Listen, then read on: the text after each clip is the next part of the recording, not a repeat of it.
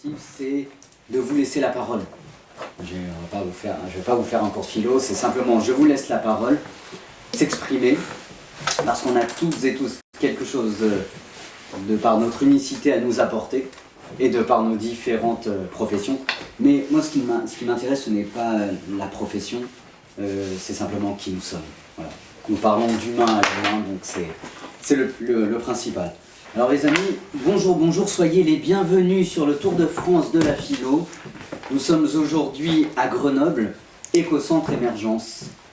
Et je vous souhaite la bienvenue. Je vous propose que l'on fasse un tour de table, simplement en quelques secondes pour vous présenter brièvement.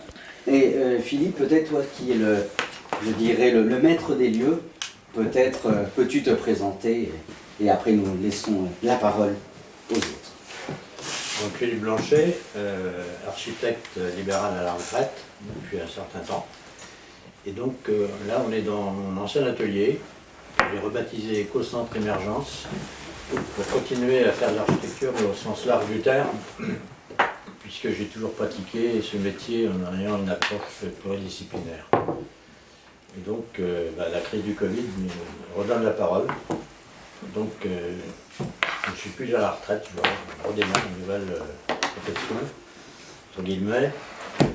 Et donc je voudrais vous faire part de l'expérience, moi, que j'ai faite de l'architecture, qui est une approche très globale, très écosystémique, et qui m'a permis de me construire. Mais aussi, mon souhait, c'est de transmettre un peu ce que j'ai découvert à travers l'architecture et son rôle, son effet levier sur la société, l'économie, etc. Donc là, on est dans un lieu là, très porteur de l'idée, qui a toute une histoire, et qui devrait favoriser la rencontre d'un think tank, dans le cadre d'un think tank, puisque j'en avais créé un il y a quelques décennies, qui a pour objectif donc de faire des propositions et en même temps d'être showroom un peu, démonstratif un peu de ces propositions. Donc on est dans ce lieu qui servira d'expérimentation au CCA, dans la banlieue de Grenoble. Et tout ça devrait déboucher sur des modèles économiques, environnementaux, des modèles sociaux. Alors, il y a déjà en embryon ici 2 start-up. La FCSEE, Fondation pour la création de l'e-entreprise, donc animée par Gilbert Dessoules, et moi-même, mais elle est encore dans les cartons, sur l'agriculture urbaine, la FAAH, Fondation pour l'agro-architecture humaniste. Et il y aura ici un lieu de conférence, de pédagogie sur la philosophie, l'architecture, sur qu'on connaît actuellement. Voilà. En tout cas, dans ce cadre, dans le cadre que vous venez de présenter, notre rencontre prend tout son sens. En tout cas. Bon, merci beaucoup. Nous poursuivons simplement voilà, pour vous présenter. D'accord. Serge Gros, également architecte et urbaniste. J'ai pratiqué professionnellement globalement pendant plusieurs décennies en tant que directeur dans une structure de conseil d'aménagement de l'Isère au service de l'ensemble de la chaîne des acteurs, en priorité peut-être les collectivités territoriales. On a conseillé plus de 500 communes, des plus petites communes rurales de montagne aux plus grosses communes, et ça m'a amené à piloter une équipe pluridisciplinaire pendant une trentaine d'années, architecte, urbaniste, sociologue, géographe, et puis donc pour accompagner les décisions et les projets d'architecture et d'aménagement du territoire à toutes les échelles, que ce soit de la très grande échelle d'un grand territoire jusqu'au détail et au design de projet. Et puis par ailleurs, j'ai été enseignant-chercheur pendant 30 ans aussi à l'école d'architecture de Grenoble, et on a pratiqué pas mal d'exercices de processus d'accompagnement à des projets assez novateurs sur le plan environnemental et social. Super. Merci beaucoup. Nous poursuivons. Merci. Donc Laurent Poussedière, donc moi je ne suis pas architecte, bien que ce soit le métier que j'aurais voulu faire quand j'étais petit. Voilà, c'est pareil, j'ai une expérience assez variée. Voilà, j'ai été informaticien, j'ai été directeur d'entreprise, directeur d'association. Aujourd'hui, ce qui m'occupe, c'est plutôt l'édition. J'ai fait une bifurcation à un moment de ma vie pour créer une petite maison d'édition. Et puis, voilà, j'aime discuter, mais je suis plutôt un taiseux. J'aime bien écouter plus que m'exprimer. J'aime les gens, j'aime les livres, j'aime le sport. Voilà, Génial. c'est bon. Merci beaucoup. Merci. Isabelle Provost, donc je suis correspondante presse locale. C'est avec cette casquette que je me suis présentée pour venir relayer ce qui se dirait de cette rencontre ce matin. Mais j'ai également plusieurs autres casquettes, ancienne infirmière, je suis auteure de livres pour enfants et également art-thérapeute. Donc avec cette casquette d'art-thérapie, c'est vrai que cette rencontre m'interpelle, puisque effectivement il y a beaucoup de choses à penser autrement et à dire autrement. Donc je suis tout à votre écoute également. Merci à vous. Merci. François-Marie Perrier, j'ai un parcours de prof, puis guide de voyage dans le monde. J'ai monté en 2014 la galerie Café Lavina à Grenoble autour des cultures du monde, lieu pour la finance éthique, la NEF, tourisme solidaire, droit des peuples. Et je suis également photographe et écrivain autour de l'histoire des civilisations, religion et civilisation. Super, merci. Gilles Bordesoul. À la base, je suis économiste et psychosociologue. Et j'ai travaillé comme consultant pour certains think tanks, certains gouvernements. Et mes passions, c'est l'écriture. Donc je suis journaliste et photographe et écrivain. Ça, c'est ce que j'aime le mieux faire. Et voyageur, encore plus. Super, merci. Bonjour à tous.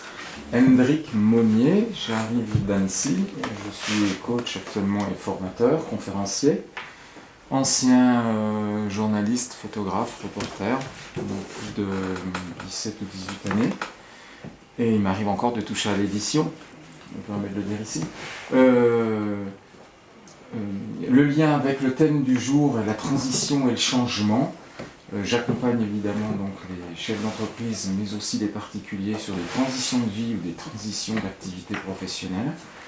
Et je retrouve en moi, parce que c'est comme un jeu de miroir, mon futur, il est dans les autres. Et si on ne va pas à la rencontre des autres et à la découverte de soi dans la part du collectif, notre potentiel se limitera à ce qu'on a déjà vécu. Donc l'avenir est dans les autres, il faut se rencontrer. Donc mes grands thèmes de prédilection sont l'intelligence collective, l'accompagnement du changement, et puis beaucoup l'intelligence relationnelle, ces fameuses compétences et critères dont on parlait tout à l'heure. Il faut de plus en plus, en tout cas dans notre monde globalisé, aller chercher autant pour soi que pour les autres, mais déjà pour soi. Tout avance très vite. Voilà. Je suis ravi d'être ici. Merci beaucoup. Merci. Alors, Laurent Larosa, moi je suis chef d'entreprise, j'ai créé une société il y a 25 ans, je dirige toujours une petite société de dizaines de personnes, elle était plus grosse à une époque, elle l'est moins maintenant. J'ai une formation paradoxalement de droit public, en fait. Et voilà, à ce titre, je m'occupe de mon travail quotidiennement, mais je m'intéresse aux choses de la cité, au débat d'idées, à la place de chacun dans cette société, le rôle de chacun, celui d'entrepreneur en particulier, mais aussi les rôles de chacun. Donc je m'intéresse à tous ces sujets et je suis là pour échanger. Et ça me fait très plaisir. Merci. Merci. Daniel Ruot. Alors moi je suis complètement atypique. C'est ce qui me définit déjà. J'ai fait une formation de kiné libéral que j'ai exercée pendant 18 ans. Donc j'étais passionnée d'ergonomie aussi, c'est ce qui m'a fait sortir de ma profession d'une certaine façon, parce que je trouvais qu'effectivement, un peu partout, on était confronté à des problèmes d'adaptation des lieux avec les gens. Bon, c'était une erreur d'une certaine façon, mais ça m'a permis de me développer dans le commercial que j'ai pratiqué pendant 10 ans, dans différentes branches techniques, vente de tout un tas de produits. Et puis, j'ai fini ma carrière par 15 ans dans l'immobilier, où effectivement, là aussi, il y a des tas de choses à dire Et moi, j'ai l'œil critique. Dans l'immobilier, j'ai constaté plein de choses qui me paraissaient complètement aller à contresens au niveau... Je vais vous donner juste un seul exemple. J'aurais aimé, enfin, c'est une analyse de ma part, hein, mais quand on a vu l'explosion des banques et des assurances dans les pas de porte en rez-de-chaussée et dans les angles de Carrefour, qui stérilisaient tout ce qui était économique d'ailleurs, ce sur quoi ils sont assis, moi je trouvais que c'était une aberration et que le législateur aurait dû faire quelque chose parce qu'il empêchait du coup l'activité économique de s'installer dans ces lieux-là. Donc voilà, alors j'ai d'autres exemples, hein, et puis moi je suis curieuse et intéressée à tout, et c'est pour ça que je suis venue. Voilà, je ne sais pas si j'aurai un rôle à jouer, mais vous m'apporterez forcément quelque chose. Merci à vous. Et merci à chacune et chacun pour votre présence. En fait, ce qui est merveilleux, ce qui nous rassemble aujourd'hui, c'est donc le thème choisi, que je redis, le monde d'après sera-t-il le même en moins bien, ou bien la crise du Covid va-t-elle créer les opportunités d'un changement sociétal profond? Quand on entend on pose cette question, c'est assez intéressant pour plusieurs choses, parce que la première, le monde d'après sera-t-il le même que celui d'avant? Autrement dit, le monde d'après, c'est quoi? Parce que le monde d'après, c'est en fonction d'après de quoi? Après d'aujourd'hui, après demain, après d'hier, c'est-à-dire maintenant. Quand on vous a posé ce thème, qu'avez-vous ressenti, ou quelle a été votre première réaction? Dans un perpétuel mouvement, le changement, il n'y a pas d'avant, il n'y a pas d'après. Il y a un perpétuel changement. Donc il n'y a que des étapes qui, les unes derrière les autres, s'enchaînent. Alors on pourrait évidemment les prioriser, ou en tout cas les comptabiliser. Il y en a toujours une qui précède celle qui vient, et il y en a toujours une qui suit celle qui est précédée. Il y a bien avant et après. Est-ce que ça en change le monde? Je ne suis pas certain. C'est un changement général du monde. C'est un changement général du monde. Mais comme l'arrivée du téléphone, ou la paix, ou l'arrivée d'une guerre, il y a des épidémies, et il y a effectivement des cliquets, des étapes sociales. C'en est sûrement une de plus. Oui, c'est une étape. Oui, moi, effectivement, c'est... Pour moi, alors là, c'est l'architecture, je mets en avant, hein. Mais c'est quelque chose d'évolutif, d'ailleurs, ça correspond à l'évolution de l'homme. Et l'évolution de l'homme, elle ne s'est pas améliorée. Et pourquoi? Alors là, je rentre dans le vif du sujet, parce que l'architecture est devenue un bien de consommation, un bien qui a enrichi les promoteurs, bien sûr, dont qui m'ont fait vivre aussi, hein. Mais ça a empêché l'homme, en fait, de se nourrir, comme dans la nourriture des supermarchés qui font la malbouffe, il y a le mal logement. Donc là, c'est le constat que j'ai fait. Et moi, toute ma carrière, j'ai essayé de sortir de ce... Donc j'ai bousculé les promoteurs, j'ai failli faire même des affaires et tout. Alors mon fief, c'est un peu ici, puisque c'est Ciné, j'étais architecte conseil, donc j'ai pu montrer quand même qu'on pouvait sortir un peu des sentiers battus. Et ça, c'est très important, parce que l'architecture, ça construit l'homme, en fait. C'est un adage que j'aime bien. Et donc, je veux faire le lien avec la philosophie. Là, moi, j'ai fait philo quand j'étais jeune, et je comprends la philo maintenant. Bon, j'ai raison.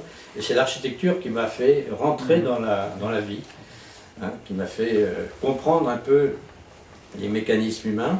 Et j'ai toujours eu une vision un peu anthropologique de l'architecture. J'ai voulu lui donner, d'élargir le débat de l'architecture. Et c'est ça qui a été passionnant, ça m'a amené à monter un think tank avec des sociologues, etc. Voilà.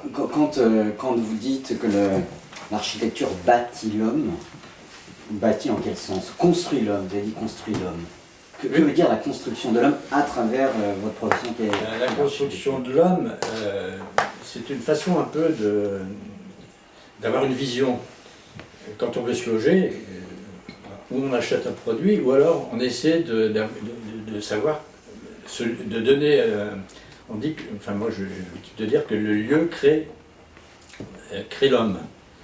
Hein, l'environnement crée l'homme, a un impact sur l'homme. Donc déjà il y a un côté physique. Hein. Alors, quand on met des jeunes dans des boîtes, c'est sûr que là, c'est restreint. Et puis il y a aussi un aspect âme, corps, esprit, hein, qui fait que si on veut aller plus loin en profondeur sur le moi profond de l'homme, justement, c'est par l'architecture, parce qu'on s'approprie l'architecture, son moi intérieur et son moi extérieur. Et c'est toute une démarche, c'est un processus qui permet de découvrir vraiment comment l'homme fonctionne. Hein. On se présente avec un habit, c'est une façon d'approcher l'homme, de rentrer en communication. Et moi j'ai l'habitude de décliner, alors j'ai fait du latin, l'habit, l'habitation, l'habiter, l'habitude. Hein, vous voyez, vous allez jusqu'à l'ablatif. Et ça, si vous raisonnez comme ça, vous verrez qu'en fin de compte, l'habitation, l'architecture, donc au sens général, est une façon de se découvrir et d'approcher le monde extérieur. C'est pour ça que c'est la profondeur du moi intérieur. Voilà. Ouais. Non, c'est intéressant, mais quand on parle d'un... Oui, allez-y. Moi, ok. Oui, un avant, un après, après un infarctus, après une crise de nerfs, après une rupture d'anévrisme, il y a bien un avant et un après, on ne peut pas faire les choses de la même façon, il y a des choses qu'on peut faire, des choses qu'on ne peut plus faire. Je crois que cette crise, elle est en train d'effondrer la société, on le sait. Elle arrive à un moment où déjà la planète était à genoux.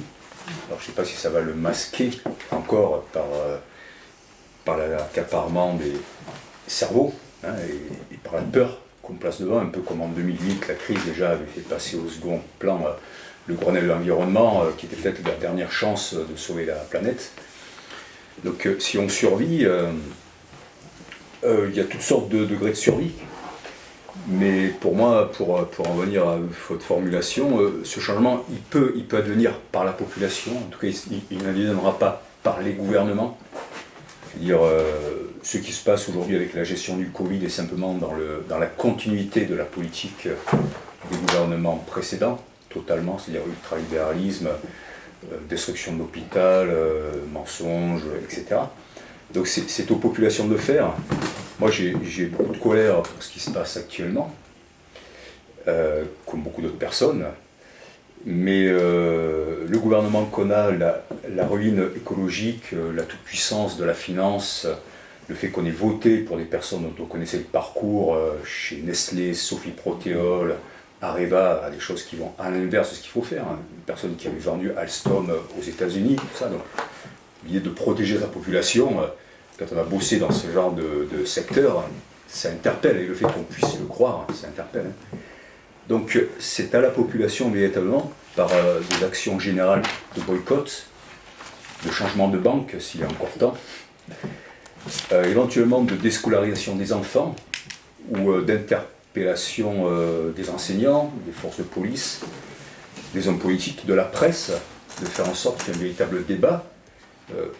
Et nous, notre façon d'agir, eh bien, c'est par la consommation, par le retrait de l'argent et le mettant dans une banque éthique, en marquant à la culotte tout ce qui est dit par les politiques, par la presse, tout ce qui est fait par les policiers, en allant parler aux policiers, etc., qu'on pourra peut-être amener une société où la planète sera sauvée, où il y aura la liberté. Voilà. Pour terminer. Vous appelez à un changement de comportement, si je puis dire, oui, de la part, oui, voilà. De la part de chacun. Voilà, oui, Ouais, exactement, de la façon dont Gandhi, alors c'est ça. En Inde, je veux juste lire, c'est Bertrand Russell, Bertrand Russell, prix Nobel de littérature, qui dit « Il faut s'attendre à ce que les avancées de la physiologie et de la psychologie donnent au gouvernement beaucoup plus de contrôle sur le mental des individus qu'ils n'en ont maintenant, même dans les pays totalitaires. » Là, on est dans les années 30-50. Hein. Des régimes, les diets, hein, des régimes alimentaires, des injections, des piqûres, et des injonctions, des ordres, seront combinés dès le plus jeune âge pour produire la sorte de personne et la sorte de croyance que les autorités considèrent désirables, et toute critique sérieuse des pouvoirs qui existent deviendra psychologiquement impossible. Même si tous sont misérables, tous se croiront heureux parce que le gouvernement leur dira qu'ils le sont. Je crois que le gouvernement mondial sera établi par la force et sera donc au début cruel et despotique, mais je crois aussi que cela est nécessaire à la conservation de la civilisation scientifique. et qu'une fois mis en place, ce gouvernement donnera progressivement naissance aux autres conditions nécessaires à une existence tolérable. Voilà, c'est tiré des ouvrages suivants. Icarus or the Future of Science, 1924, et Science, Puissance, Violence, on Scientific Dictatorship, 1954. C'est intéressant comme texte, en tout cas ça fait réfléchir. Je ne sais pas si les autres voulaient rebondir sur ce qui a été dit. Ou... Alors moi je me suis posé la question aussi, est-ce qu'il y aura un monde d'après ou pas? Parce qu'on entend ceux qui disent non, ça ne va rien changer, on va faire comme avant, et ceux qui disent au contraire, s'il y aura quelque chose. En fait, moi, par rapport à ça, je suis incertain, mais la clé de ça, ça va être en quoi la crise du Covid va impacter sur la mémoire collective, et individuelle aussi, mais surtout collective, des peuples et des gens. Je prends un exemple. Pour moi, le 11 septembre, il y a eu un monde d'après. C'est un événement qui a marqué la mémoire collective. Il y a eu un monde d'après qui a fait bouger pas mal de choses, notamment au niveau de la géopolitique mondiale, etc. On est rentré dans une société nouvelle, je pense. Je développe pas. En revanche, la crise de subprime, qui a été une crise qui a secoué, où on a aussi failli passer, d'après ce que nous disaient les gouvernements, à deux doigts de la catastrophe, je crois qu'elle n'a pas marqué, puisque les mémoires collectives, puisque après, il s'est passé au bout de 6 mois, à peu près exactement, dans les abus du capitalisme notamment, mais pas que, ce qui se passait avant. Donc en fait, la question est là, et je ne crois pas qu'on ait la réponse aujourd'hui, de savoir quel va être le degré d'impact sur les mémoires collectives des uns et des autres. Moi, j'ai tendance à penser, parce que rien n'est jamais simple, qu'il y aura quand même un monde d'après par rapport à ça, notamment au niveau de la fragilité des sociétés, la fragilité de l'industrie, la fragilité du pays. C'est aperçu qu'on s'est retrouvé, c'était le roi nu. La France s'est retrouvée à poil, si vous me passez l'expression, face à cette vague et crise sanitaire. On est passé par la catastrophe. Donc, notamment sur cet angle-là, je pense que ça va rester et il y aura des choses qui vont. Après, on pourrait développer ça sur tous les thèmes. Hein. Je m'arrêterai là, mais voilà, le sujet c'est en quoi est-ce que ça va impacter, à quel niveau ça va impacter sur la mémoire collective. Et moi, je crois que ça va impacter un petit peu plus que ce qu'on croit. Oui, je ne sais pas si les autres voulaient. Comment vous réagissez à ce qui a été dit ou apporter votre propre réflexion? Je me replace un peu en tant que concepteur, aménageur du territoire. Moi, j'ai eu la chance de travailler pour un organisme indépendant, lié à la loi d'architecture de 1977 pour développer la qualité du cadre de vie. Donc notre job, c'était de s'étonner, d'une certaine manière, c'est comme ça que j'ai compris, que j'ai essayé de le pratiquer, des évolutions standardisées de nos modes de vie, pour rejoindre ce que disait Philippe tout à l'heure, et d'essayer de trouver toujours une adéquation entre les singularités des lieux et les modes de vie des habitants, en tout cas d'interroger la relation entre les modes de vie des gens et d'une certaine manière le sens des lieux. Le sens historique, philosophique, géographique, architectural, esthétique, etc. Donc mon job, je l'ai beaucoup mis en œuvre pour finalement tenter de sortir de la standardisation et essayer chaque fois de créer les conditions d'un projet en préparant les mentalités, en particulier des maîtres d'ouvrage, pour qu'ils aillent chercher des concepteurs et des équipes, des promoteurs, etc., adaptés à leur vision. C'est-à-dire on a aidé beaucoup à créer des visions, en particulier pour les maîtres d'ouvrage publics, qui sont quand même des donneurs d'ordre et qui ont un effet de leader d'opinion évident dans les décisions de tout acte public. Donc c'est là-dessus que j'ai passé ma vie un peu. Et puis j'ai eu la chance aussi de m'appuyer beaucoup sur le réseau des étudiants pour avoir pas mal pratiqué en master à l'école d'archi et en recherche, depuis les situations, je dirais, les plus urbaines jusqu'aux situations extrêmes, en faisant une pédagogie par exemple de recherche d'autonomie dans les refuges et dans les lieux de haute altitude, qui sont une façon d'incarner finalement les situations du débrouillement ou d'extrême, et puis de rencontre entre l'homme profond et sa nature proche, comment on survit dans des milieux hostiles. Et donc ces processus, ces méthodologies qu'on a mis en place nous permettent de développer un peu le même processus de projet dans des milieux ordinaires considérés comme plutôt bienveillants, ce qui n'est pas toujours le cas. Donc c'est un peu comme ça qu'on a développé des tas de projets et qu'on a été à la base par exemple de la Biennale de l'habitat durable qui est devenue la Biennale des villes en transition à Grenoble, et pas mal d'assises nationales sur différents sujets qui 15 ans avant qu'on se pose, par exemple, interrogeait la question du cycle de vie des matériaux dans la construction. Ça s'appelle l'énergie grise.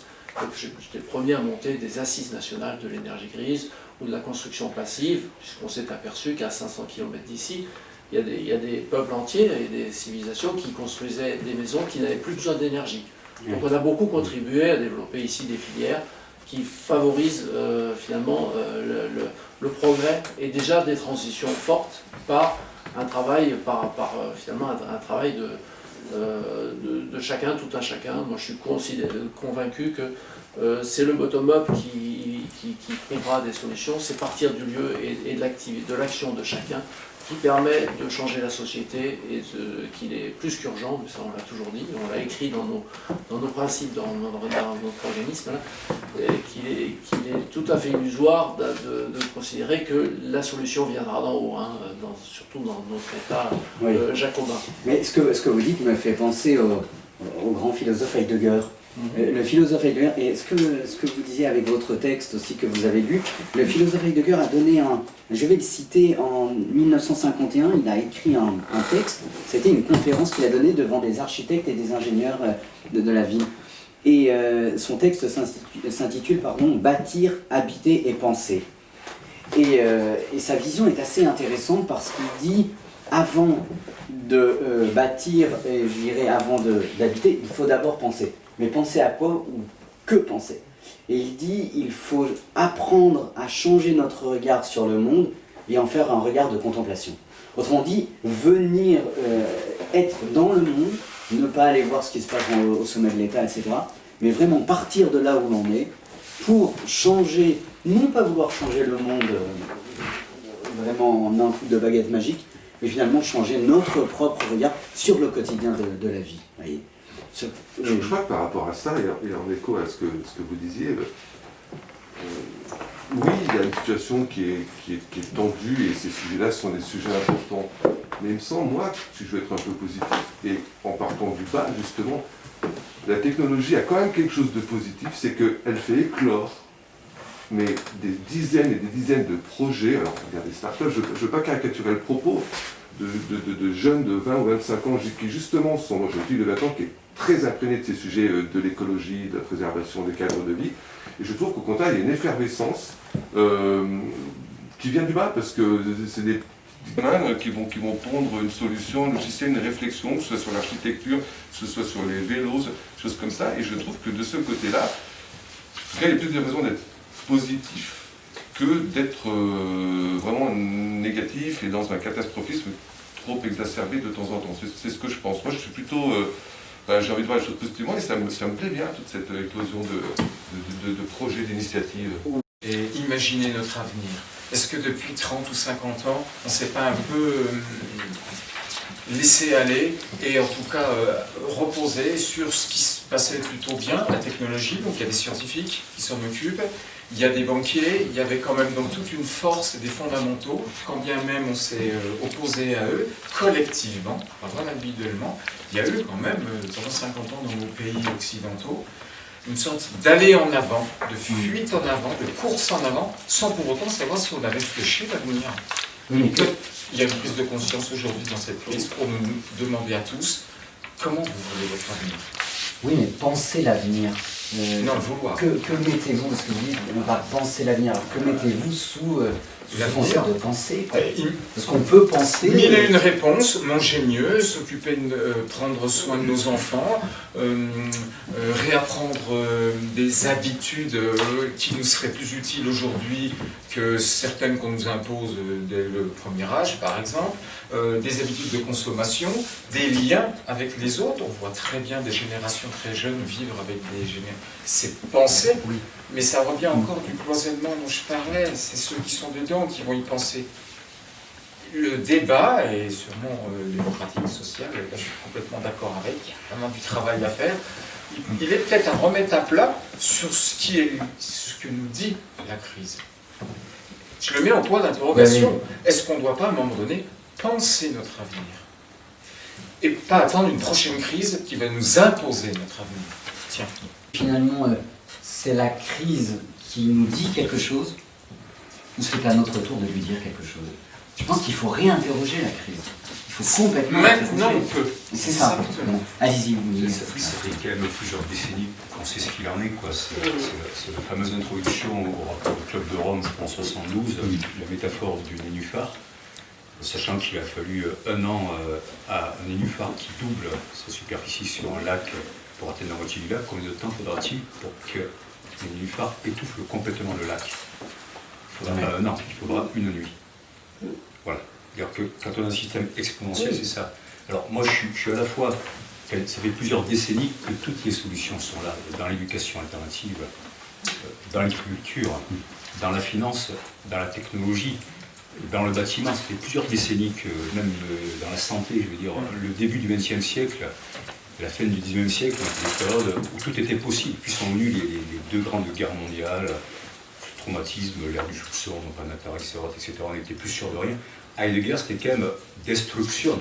On a fait la déconstruction par l'école française, mais lui, son mot d'ordre avec un cas, c'était destruction. La citation d'Hannah Arendt sur le mensonge universel qui empêche de penser le monde. À partir de là, on peut faire ce qu'on veut du peuple à qui l'on ment et qui accorde plus aucune confiance ici. Voilà, c'était quand même un membre du parti nazi qui a réaffirmé la nécessité pour l'intellectuel de se soumettre au gouvernement. Le Dasein, l'être, etc. Je veux dire, c'était à la fois quelque chose d'extrêmement conservateur, mais aussi d'extrêmement destructeur, ce à quoi adhérait Heidegger, même si après il a mis un peu en sourdine, après qu'on ait vu ce que le nazisme faisait. Moi je suis à la fois, d'un côté, on peut être extrêmement optimiste, et les startups... Extrêmement, le verbe est un peu trop... Ouais, voilà, c'était pour aller dans votre sens, mais j'y suis un peu trop allé. Mais le problème, c'est qu'il y a la démographie, il y a la destruction des forêts, la destruction des océans, des choses qui développent toujours plus. Il y a des gens qui ne veulent rien entendre et face auxquels les populations... C'est-à-dire que c'est une balance. Et le Covid, cette crise, cette maladie, n'est-elle pas déjà, puisqu'on n'a pas su le faire, moi je vais être clair, elle est là pour nous montrer. Vous êtes trop nombreux. Alors, vous n'avez pas fait, je vais en faire partir 100 ou 200 000 et puis un petit million et puis vous allez apprendre. Ce qui part aujourd'hui dans le Covid, c'est vraiment rien du tout. Quoi. Le vaccin fera beaucoup plus de morts, mais en tout cas, le Covid, il impacte à 0,1% sur la population. Combien même le vaccin? Par contre, les conséquences de la gestion du Covid, ça fera peut-être partir beaucoup plus de personnes. Oui, certainement. Mais c'est peut-être une réponse. Des gouvernements alors pour non. diminuer la population. Non, de la nature. Après, pareil, moi je constate 2 choses. C'est que en France, il s'est passé en 10 ans, quand même, au niveau de la prise de conscience et des habitudes des uns et des autres, quelque chose qu'on n'aurait même pas imaginé. Bien sûr. Qui est bientôt plus de vélos à Grenoble que de voitures. Compris que les grandes surfaces de périphérie sont en train de fermer parce que les gens vont se retourner vers le commerce de proximité, c'est une réalité. Donc on a fait quand même déjà un grand pas en avant. Et il n'est pas suffisant, mais on peut que constater ça. Après, il y a le deuxième élément, c'est qu'on peut effectivement être vigilant et un peu tonitruant sur le sujet. Mais moi, je regarde la France et je me dis que le problème sur l'environnement, alors il faut montrer l'exemple, mais on est bien plus clean et bien plus propre que 99% des pays du monde. Au niveau des émissions carbone, c'est pas mon sujet, mais par rapport à l'Allemagne, enfin, des choses comme ça, on est parmi les meilleurs élèves du monde en France. Alors oui, il faut qu'on continue l'effort, et je pense que aujourd'hui, toute la population maintenant a ça en tête et applique des nouvelles manières de faire. Mais quid des autres pays? Je parle de l'Afrique, je parle de la Chine, je parle qui sont 1000 fois plus polluants que nous. Donc c'est un débat effectivement qui est mondial. On peut en parler à notre niveau à nous, mais moi en tant que Français, voire Européen, je pense qu'on est quand même plutôt... Je ne sais pas si on ne produit pas 20 fois plus de déchets que l'Africain ou que l'Indien. On produit 20 fois plus. Non, mais sans doute, on est d'accord. Mais attendez, c'est important ça. Si on produit en tant qu'occidental, français ou américain, 20 fois plus de déchets qu'un Indien, on n'est pas plus propre. Je retire l'Afrique. Je laisse la Chine, une partie de l'Asie qui pollue plus que nous, effectivement, en Afrique. Individuellement, ce que nous consommons pollue beaucoup plus qu'un Indien. Donc la France n'est pas clean. Ah oui. Le réseau, c'est une plante. En plus, il est flexible. Et puis, il pousse.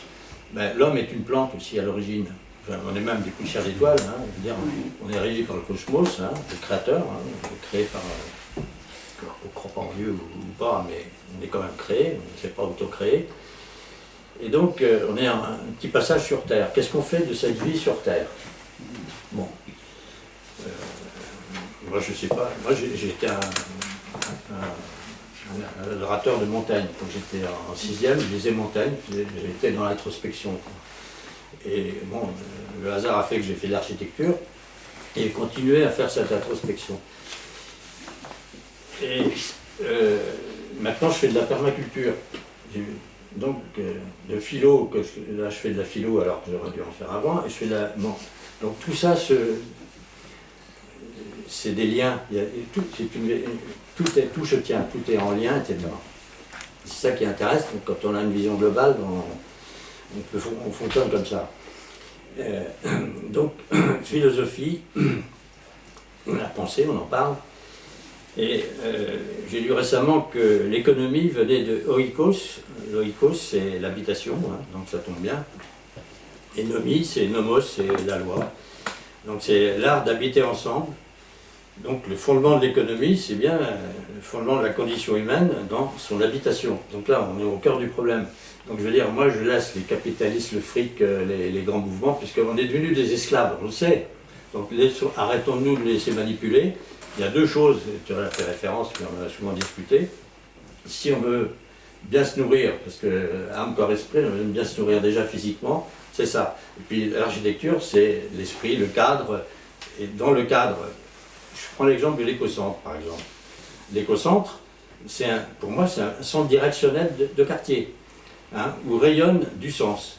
Donc ça peut être, ici, j'en fais un musée, j'en fais une bibliothèque, j'en fais une mémoire, hein, l'histoire de ma vie professionnelle aussi, j'ai envie de la transmettre, montrer comment on croit comme une plante. Hein. À la lumière, alors là, il faut effectivement se lever la tête, il ne faut pas avoir la tête baissée trop haut.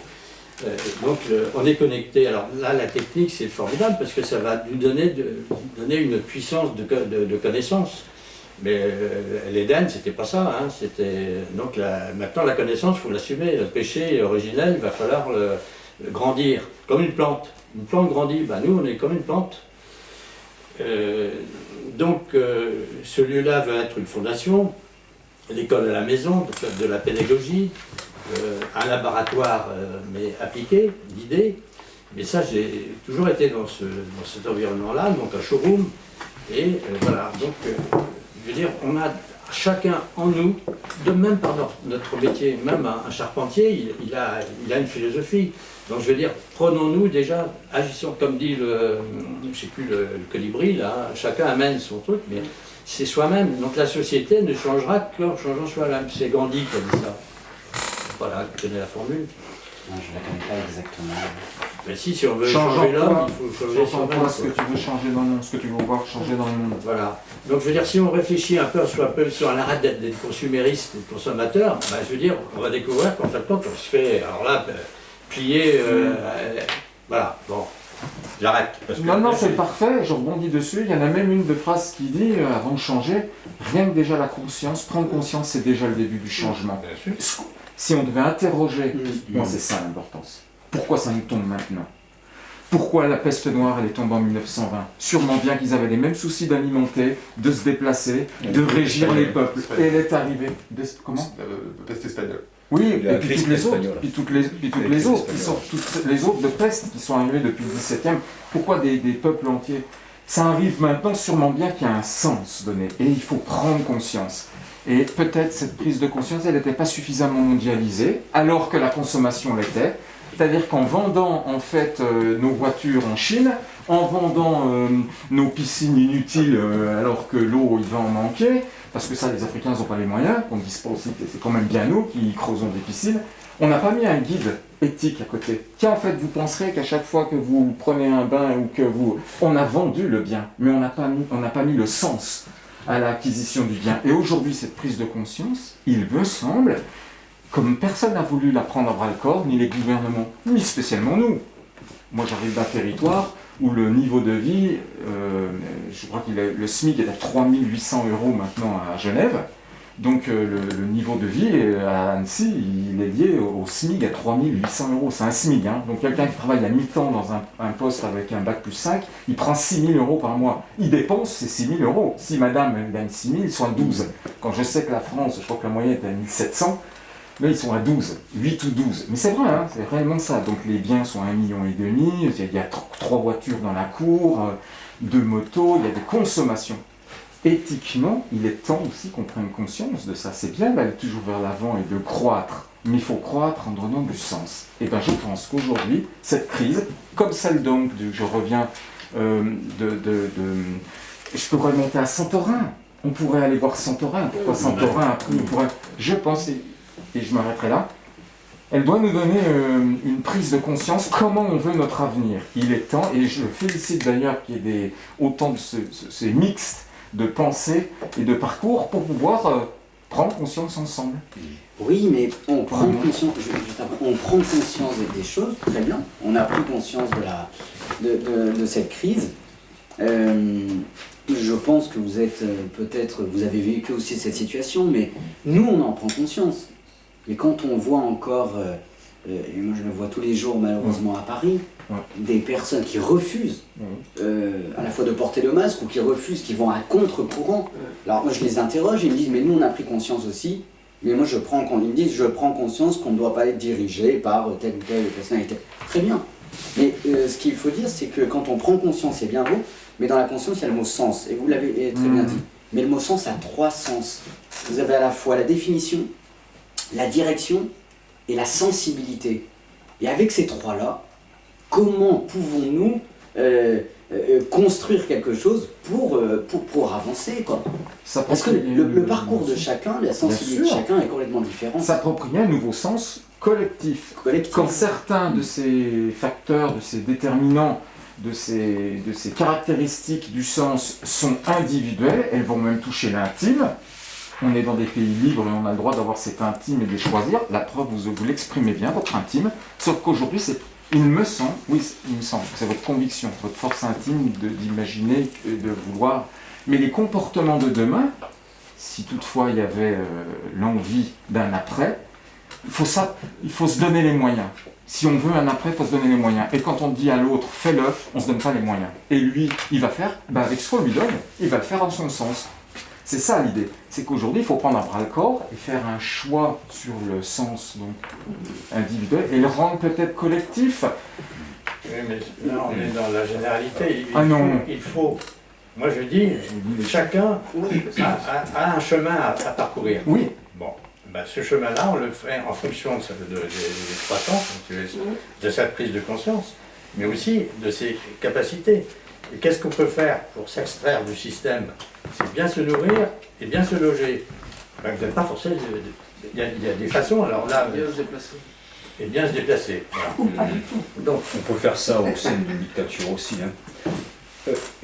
Alors, sur ce que vous avez dit, au niveau étymologique, virus, c'est intéressant, c'est la même étymologie que Vishnu. Vishnu, c'est le dieu indien qui soutient l'univers.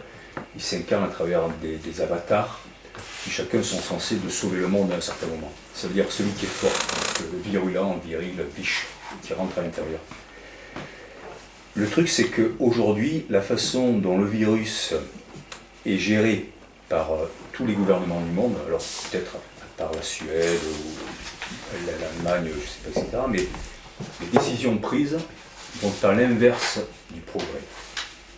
C'est-à-dire qu'il y a le plan de relance de l'automobile, il y a l'enrichissement des GAFA, il y a la restriction de la liberté d'expression, on va vérifier ce que les parents disent aux gamins par rapport à la vérité étatique.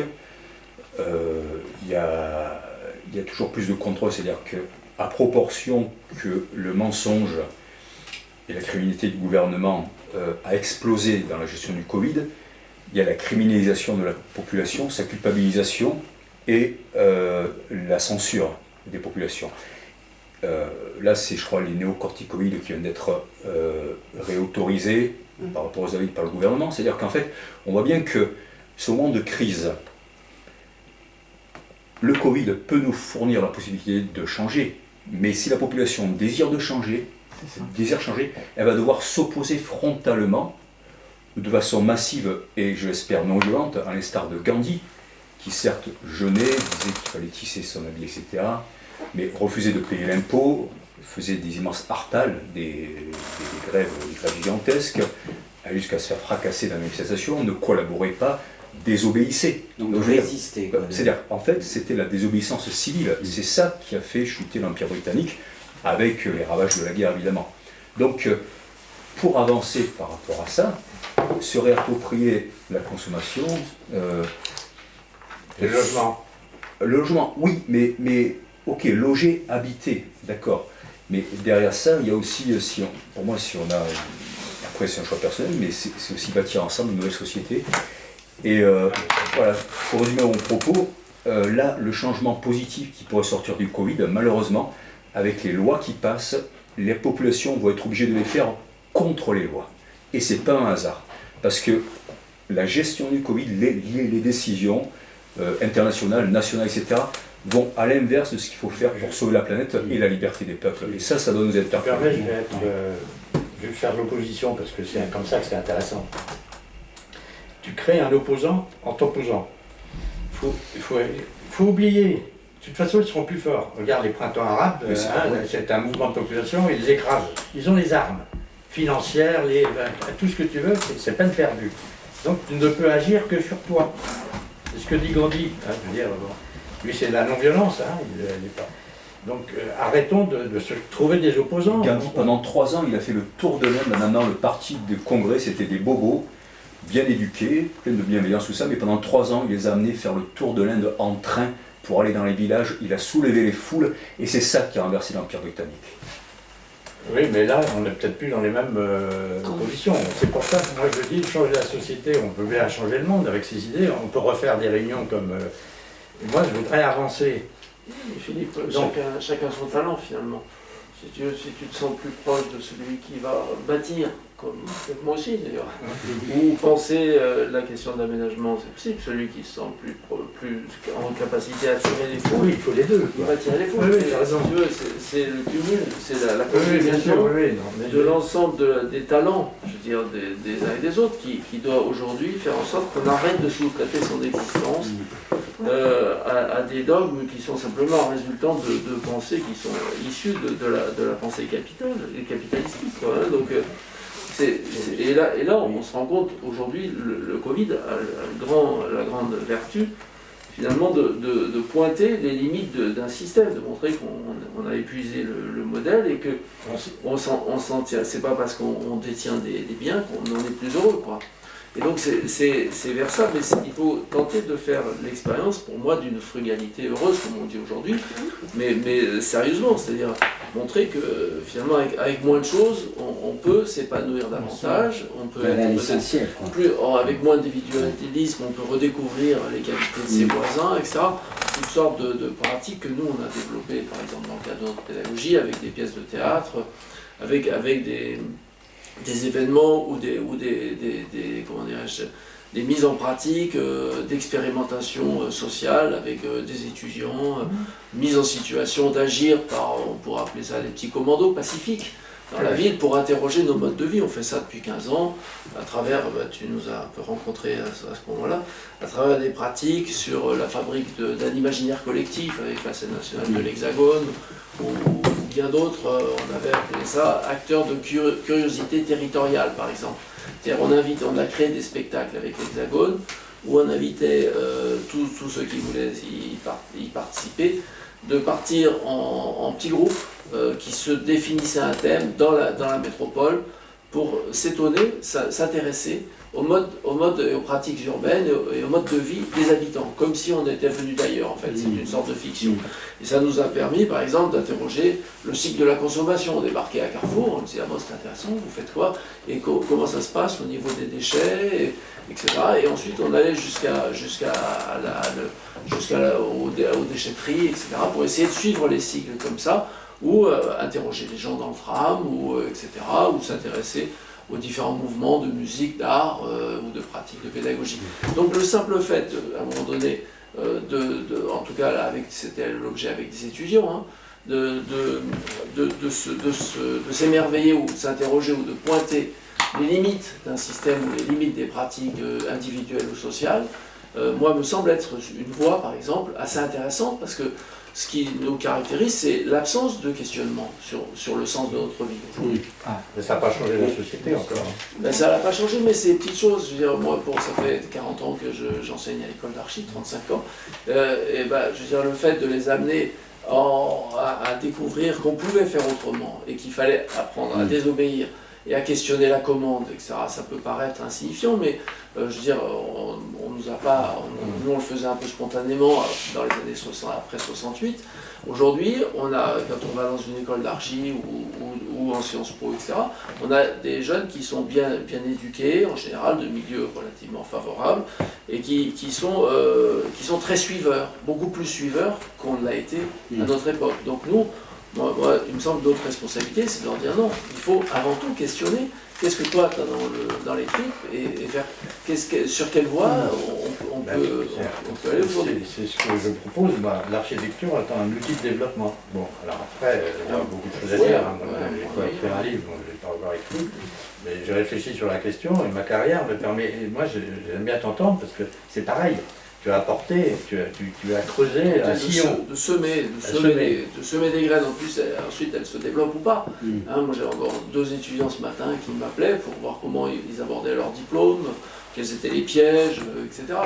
Et ça c'est intéressant parce que moi je leur dis, c'est la question, c'est votre épanouissement à vous. Oui, c'est-à-dire, c'est pas rentrer dans un exercice pour avoir fait sa copie, avoir gagné son salaire, etc. Quel sens, quel est le plus, quel est le supplément d'âme.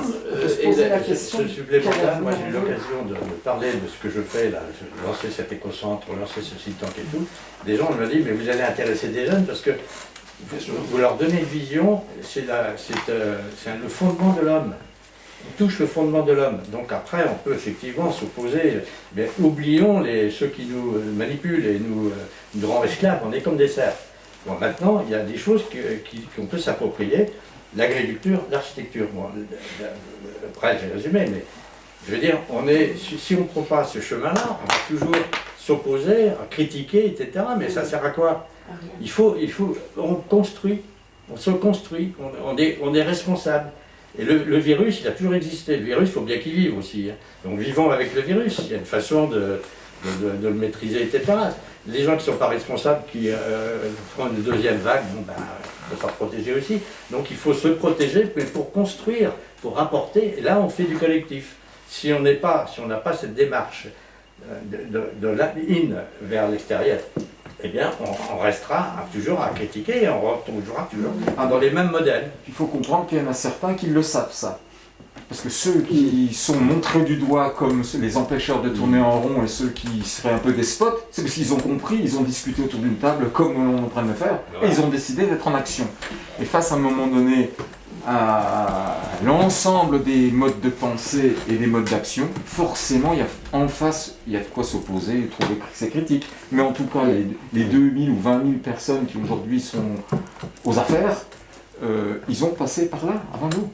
C'est à nous de vouloir si vous voulez l'être, si on veut l'être. Alors on peut l'être que pour soi, que pour sa famille, que pour sa résidence, pour votre quartier, bravo. Et il y en a qui ont décidé de l'être.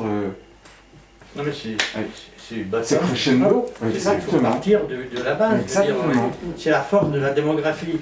Si on développe une démographie qui est décadente, et c'est ce que je ne sais pas si vous connaissez ce sociologue que je lisais ce matin dans le train, un sociologue américain, Richard Sennett, et ça me fait penser à ce que vous disiez à l'instant, vous parliez de l'épanouissement. Moi, juste avant de citer ce sociologue, je ne parlerai pas d'épanouissement, mais je parlerai d'accomplissement. Parce que l'accomplissement, celui qui s'accomplit, c'est celui qui est épanoui. Je pense qu'il faut aller plus loin dans la réflexion.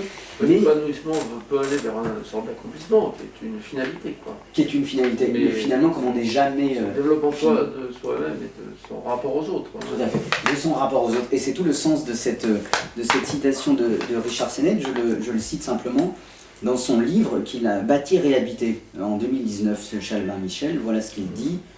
L'homme sage est celui qui est capable de sortir de son isolement, d'aller à la rencontre de l'autre, de jeter un regard toujours plus renouvelé sur le monde qui l'entoure, et d'aller à la rencontre de l'autre. Finalement, c'est ce qu'on fait d'une certaine manière ici, On sort de chez nous, parce que le grand paradoxe de cette pandémie, c'est que finalement on a été isolés, chacun là où on était, dans son confinement, et nous avons vu que nous n'étions pas faits pour être seuls, quoi.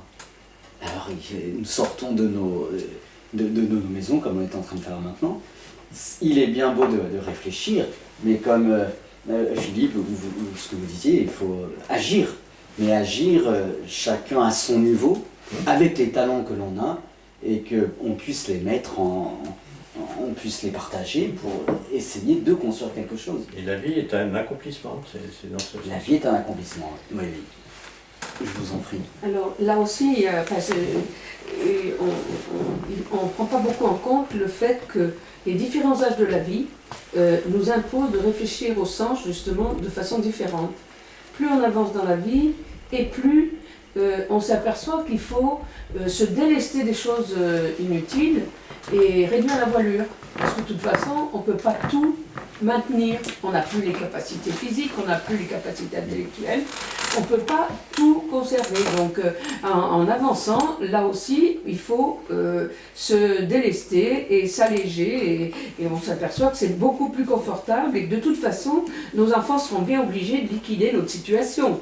Donc il faut commencer avant même d'y être obligé. Enfin, moi, c'est mon sentiment. Hein. Et puis alors bon, je vais dire deux ou trois trucs différents qui m'ont été inspirés par tout ce que vous avez dit. Alors, comment on peut conjuguer le tempo de l'évolution individuelle avec le tempo des constructions? Parce que l'architecture, elle a un tempo long. Et ça aussi, c'est... et comment vous arrivez à les faire s'adapter au tempo des vivants et des... C'est pas si évident que ça. Oui, moi, c'est l'architecture intérieure aussi. Hein. Bon, après, il y a le côté physique. Parce que il est réducteur, le côté physique, oui, souvent. Mais je prends l'exemple ici, c'est comme une villa. Oui. Là, qu'est-ce qu'on en fait? C'est un lieu de vie, c'est un lieu de rencontre, Ça c'est dépend un lieu de comment on projet. l'habite. C'est un lieu où vous pouvez abriter votre famille et même faire du travail. On parle du télétravail, etc. Donc on va vers des lieux maintenant. Et d'ailleurs, moi j'ai fait beaucoup de pépinières d'entreprise et tout. Il y a depuis longtemps, on sent que ça doit percer. Puis maintenant, ça se met en place parce que la technologie le permet. Et ça permet justement de vivre de façon beaucoup plus cohérente que de courir à la façon du travail, etc. Donc moi je voudrais faire de ce lieu-là une expérimentation, une démonstration qu'une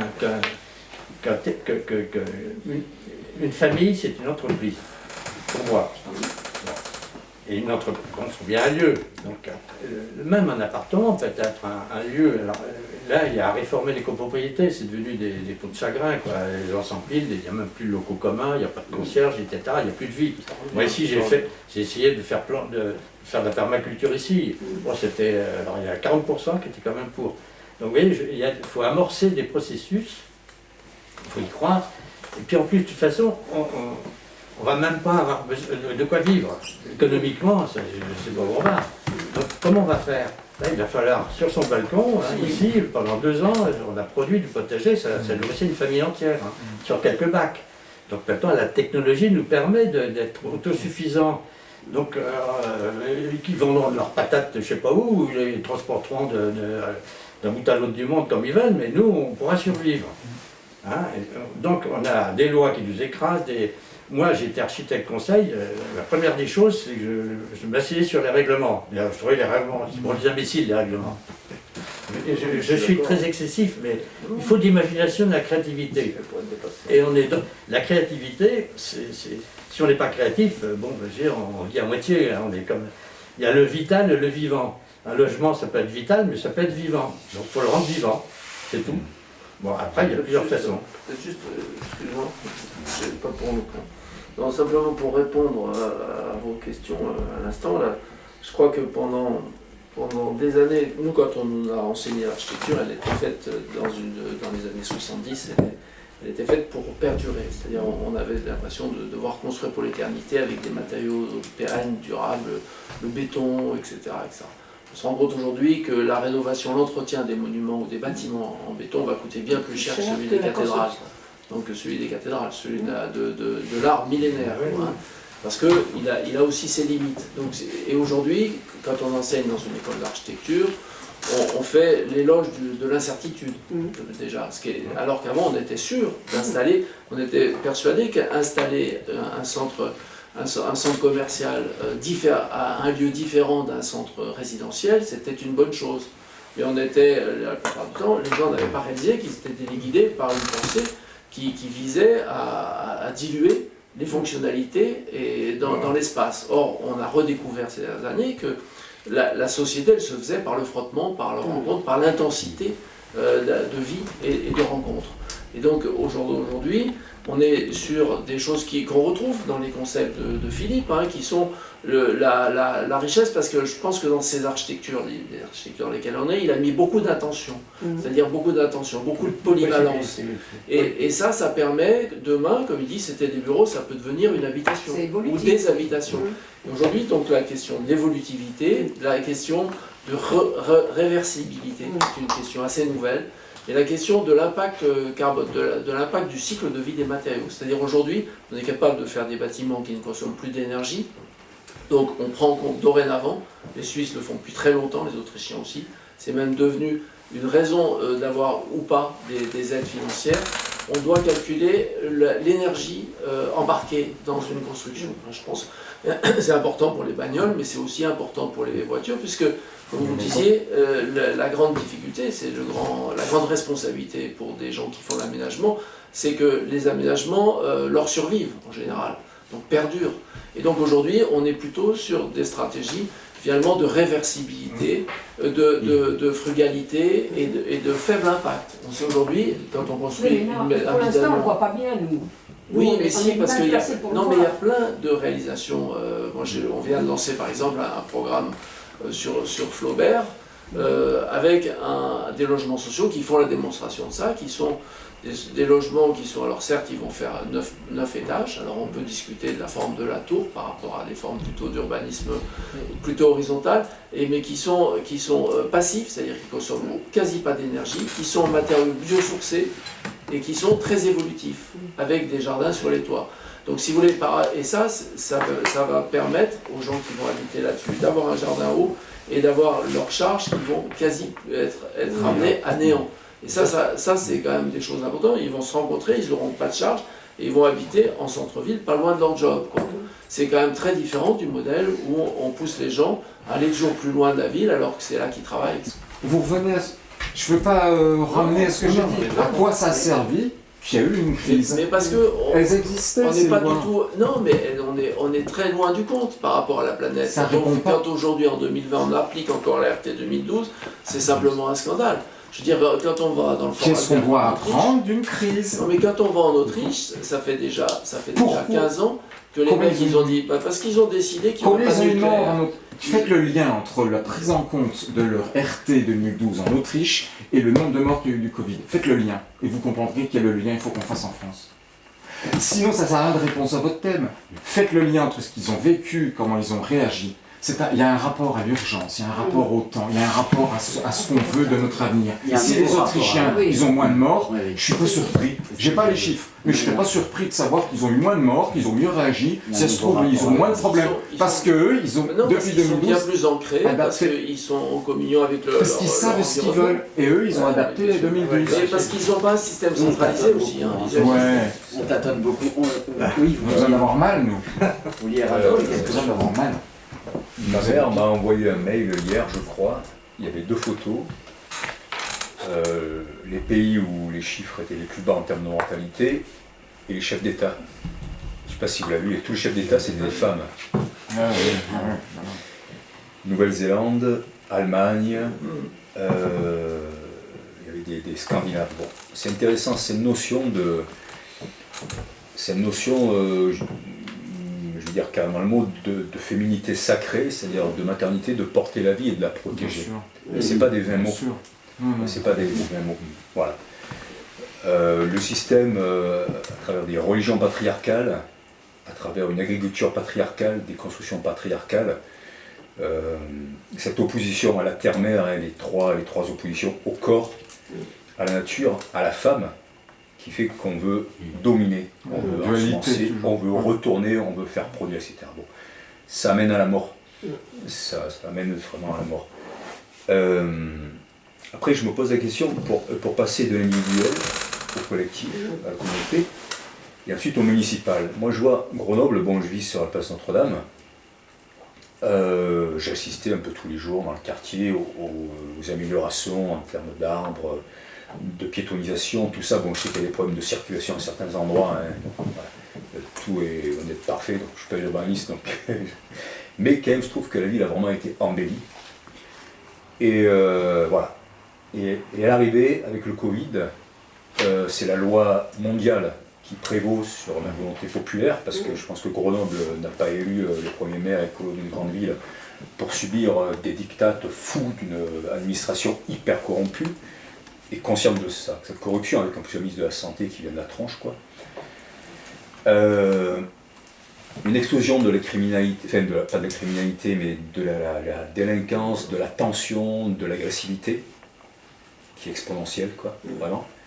Et puis des Uber, vraiment cette ubérisation du monde.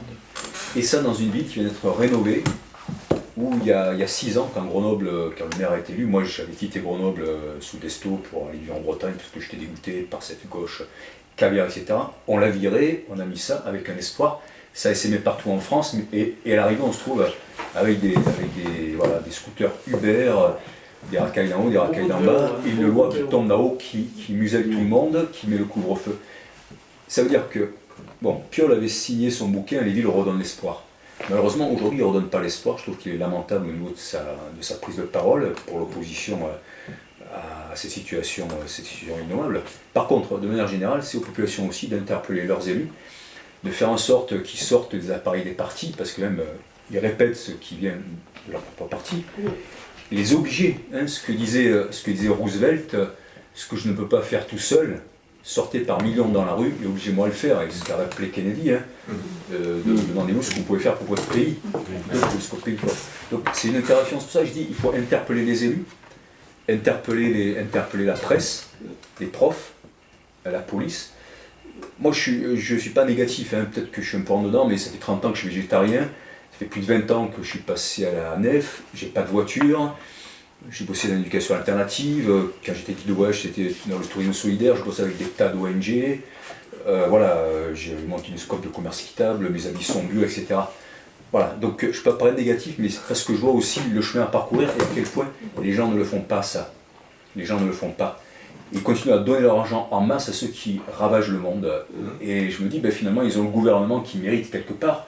Et si aujourd'hui ils obéissent sans avoir lu aucun livre, de fond sur la gestion du Covid, sur les morts, un Suisse, Jean-Dominique Michel, je ne sais pas si vous connaissez, anthropologue de la santé, il est extraordinaire, ou le professeur Toussaint, on n'a pas lu, moi j'en ai 4 ou 5 des livres, hein, je passe depuis 6 mois, mais les livres de fond sur les chiffres, sur ce qui marche, etc., je veux dire, la plupart des gens ne les ont pas lus, et les premiers à critiquer le gouvernement, à dire les médias nous mentent, le gouvernement est pourri, c'est les premiers à écouter ce que les médias disent et à ce que le gouvernement leur ordonne de faire. Donc finalement je me dis, mais tant pis pour eux, quoi. Ce monde, c'est la servitude volontaire. Mais c'est triste parce qu'en même temps, ils nous menacent nous quand on veut être libre. On dit... Allez-y. L'information est détenue par ceux qui l'utilisent à leurs propres dépens, à leurs propres bénéfices, et à nos propres dépens. Ok, j'étais journaliste, j'ai refusé ma carte de presse pendant 3 années de suite. Je ne voulais surtout pas qu'on dise que je faisais partie de la presse. Et pourtant, je faisais ce métier-là. Mais je ne voulais pas la carte bleu, blanc, rouge. Voilà, quand je sais comment on a été mis en avant. L'information, la connaissance, peut-être est une arme, en tout cas, si ce n'est pas une arme, c'est une défense. C'est un moyen, une ressource actuellement qui est galvaudée. Google a remplacé nos livres, les livres de nos gamins en tout cas. J'étais encore avec le mien qui a 13 ans et demi, on lui parle toujours d'asymptote et j'ai vu son devoir de français pour lundi, il est très éloigné de ses besoins au quotidien d'aller chercher du travail. Voilà, c'est ça que je veux dire, ou des problèmes sanitaires quand je lui dis tous dans ton coude. Et peut-être que cette information-là, celle qui prévalait quand on en avait besoin nous à l'époque, avec ces nouveaux contextes mondiaux, peut-être aussi qu'on doit réadapter la connaissance, l'apprentissage, je descends entre où.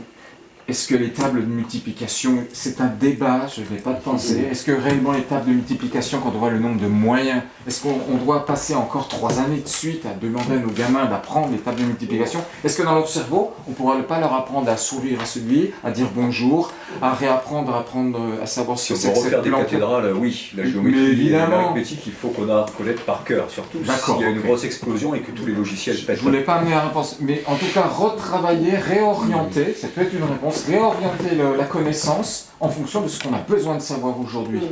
Voilà, ça peut être une première réponse. Je suis quand même très, très troublé en entendant tout ça, parce que, encore une fois, je ne vais pas m'inscrire en faux de manière systématique, j'essaie d'être un peu... On est dans un monde où, justement, les réseaux sociaux font que...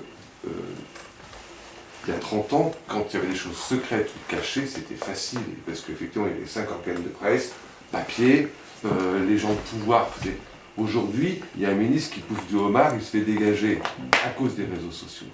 Donc pour moi, la connaissance, elle existe, et toutes ces thèses ici, moi j'essaie de me tenir un peu informé de l'actualité, du Covid, etc., etc. Quand je vous entends, je me dis, mais aujourd'hui, il y a des moyens aujourd'hui, si vous détenez une vérité, si on nous cache effectivement des choses, dites-nous ce qu'on nous cache, montrez-le. Et par les réseaux sociaux, aujourd'hui, les réseaux sociaux sont le 4e ou 5e pouvoir. Ça fait démissionner le ministre, ça fait voilà. Je peux vous dire... Ah non, ça n'était pas le mien. Non, je peux vous dire... Ça m'interpelle. J'ai des bouquins sur Stanford, à Harvard, sur l'histoire des religions. Je suis soutenu par Edgar Morin pour quelque chose que j'ai découvert sur la double révolution au 1er siècle après Jésus-Christ, entre le bouddhisme et le christianisme. J'ai fait des dizaines de vidéos YouTube, j'ai interpellé les gens, je suis en relation directe avec Aurélien Barraud, avec Pablo Servigne, Éric Piolle, tout ça, je leur ai dit plein de fois de s'engager certaines choses. J'ai transmis les infos, tout ça je l'ai mis depuis longtemps, j'organise des réunions publiques. Je veux dire, ce que dit le professeur Perron, que 25 000 morts, il était quand même en charge des plus hautes fonctions sous Chirac, Sarkozy et Hollande, le professeur Perron. Bon, il a dit si on avait testé les gens, il a démissionné en 2018 devant la casse de l'hôpital. Mais ça faisait 20 ans qu'il était avec les plus hautes fonctions.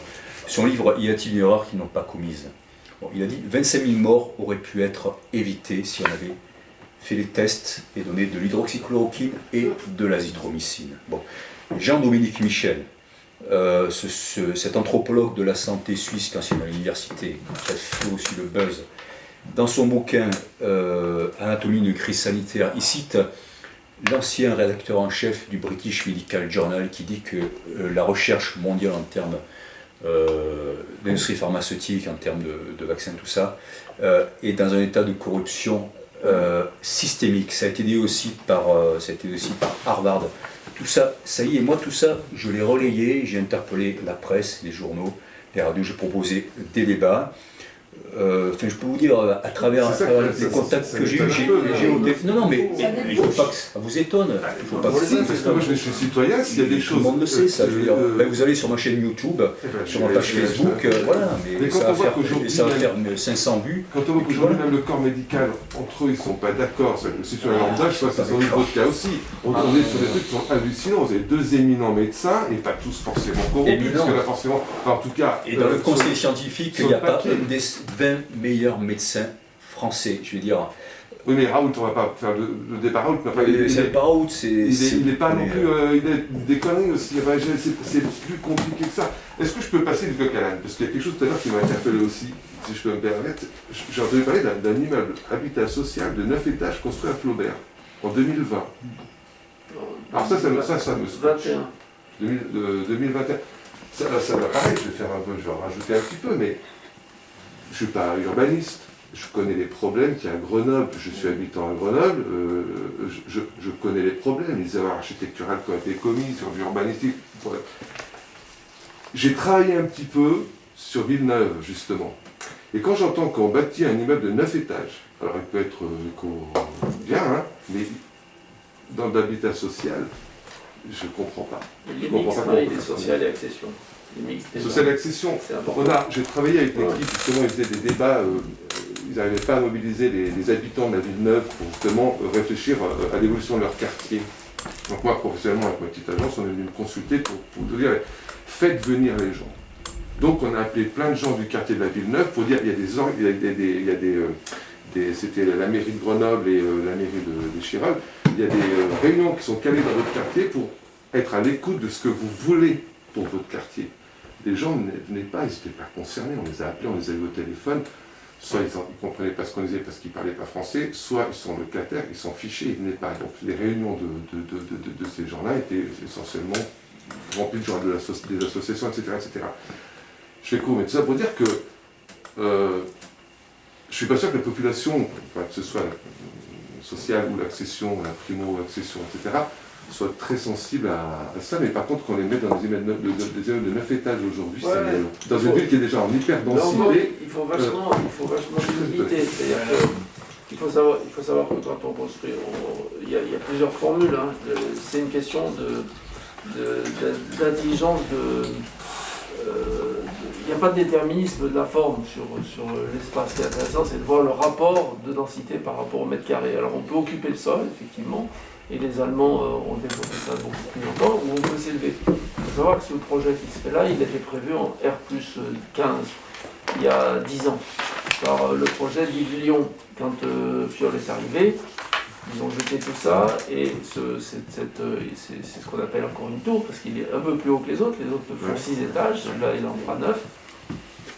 Et ça, c'est resté dans le plan directeur des choses. Est-ce que ça vous interpelle, vous, moi, j'ai jamais défendu le village vertical, personnellement, parce que moi, j'ai organisé des dizaines de voyages à l'étranger pour leur montrer que physiologiquement, on se sentait quand même autrement, etc. Donc personnellement, mais je ne suis pas maire et c'est pas moi qui fais.